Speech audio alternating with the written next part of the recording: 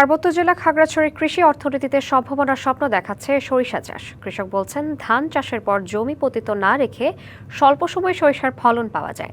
খরচ তুলনামূলক কম এবং বাজারে তেলের ভালো দাম পাওয়ায় লাভের সম্ভাবনাও বেশি। আমন ও বোরো ধানের মধ্যবর্তী ফসল হিসেবে খাগড়াছড়িতে সরিষার আবাদ বাড়ছে দিন দিন। বিশেষ করে খাগড়াছড়ির সদর, দীঘিনালা, মাটিরাঙ্গা ও পানছড়িতে কৃষকের আগ্রহ বেশি। এবছর জেলার ৯৩২ হেক্টর জমিতে সরিষা চাষ হয়েছে, যা লক্ষ্যমাত্রার চেয়েও ২০০ হেক্টর বেশি। ফসল ঘরে তোলার কাজে ব্যস্ত সময় কাটছে কৃষকের। ভালো ফলনে খুশি তারা। আমরা এই শস্যগুলা কার্তিক ও গ্রায়ণের মধ্যে চাষ করি আর কি। তারপরে এগুলা ৭০-৮০ দিনের মধ্যে পাওয়া যায়। সরকার যদি আর একটু ভালো করে দিত তা আমরা ফসল আরো ভালো করতাম। জেলায় বিনা, বাড়ি ও টরি জাতের সরিষা আবাদ হচ্ছে বেশি।